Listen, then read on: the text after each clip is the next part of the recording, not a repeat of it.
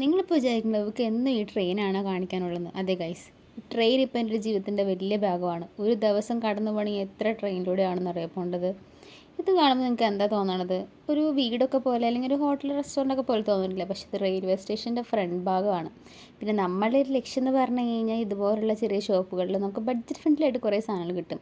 പിന്നെ ഈ വീഡിയോയിൽ നിങ്ങൾക്ക് മുഴുവനായിട്ട് ഒരു പട്ടി ഷോ ഒക്കെ കാണാനായിട്ട് പറ്റും. ഇത് കണ്ടോ, ബെൽറ്റിന് മാത്രമായിട്ടുള്ളൊരു ഷോപ്പ് ഞാൻ എൻ്റെ ലൈഫിൽ ആദ്യമായിട്ടാണ് കാണുന്നത്. അത് പലതരം ബെൽറ്റ് ഉണ്ട്. പിന്നെ ഇതുപോലെ ചെറിയ ചെറിയ ടോയ്സും ഇതൊക്കെ കീ ചെയിനുകളാണ് കേട്ടോ, നമ്മുടെ വണ്ടിയിലും ഒക്കെ യൂസ് ചെയ്യാൻ പറ്റണത്. പിന്നെ ഈ പവർ ബാങ്കിൻ്റെ മുകളിലൊക്കെ വയ്ക്കാൻ പറ്റുന്ന സാധനങ്ങളാണ്.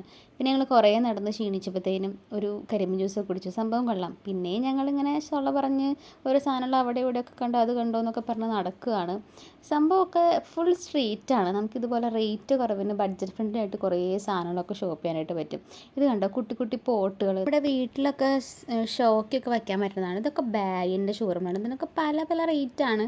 സ്റ്റാർട്ടിങ് വരുന്നത് 150 മുതലാണ്. ഈ ബാംഗിൾസ് ആയാലും ഒക്കെ അങ്ങനെ തന്നെയാണ്. പിന്നെ നമ്മൾ പോയിരിക്കുന്നത് ഫുഡ് എക്സ്പ്ലോറിങ്ങിനും കൂടിയാണ്. ഇത് ചിക്കൻ്റെ സാധനമാണ്.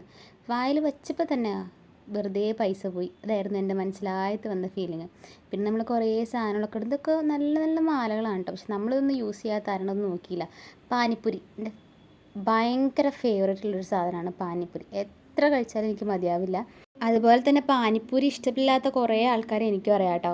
പിന്നെ ഞങ്ങൾ നടന്ന് നടന്ന് ഓരോ കടകളിൽ കയറി കമ്മലുകളും ക്ലിപ്പുകളും അങ്ങനെയൊക്കെ നോക്കി കുറച്ചൊക്കെ വാങ്ങുകയും ചെയ്തിട്ടോ. പിന്നെ ഞങ്ങൾ തിരിച്ച് ട്രെയിൻ കയറി. ഇപ്പോൾ സമയം നോക്കുക 11 മണിയാവാറായി. എന്നിട്ട് ഇവിടുത്തെ ട്രെയിനിൻ്റെ തിരക്ക് കണ്ടോ. പിന്നെ ഞാൻ എങ്ങനെയാണ് നിങ്ങൾക്ക് ട്രെയിനിൻ്റെ വീഡിയോ കാണിക്കാതിരിക്കുക. അപ്പോൾ അടുത്ത വീഡിയോ ആയിട്ട് പിന്നെ കാണാം. അപ്പോൾ സബ്സ്ക്രൈബ് ചെയ്യാൻ മറക്കല്ലേ.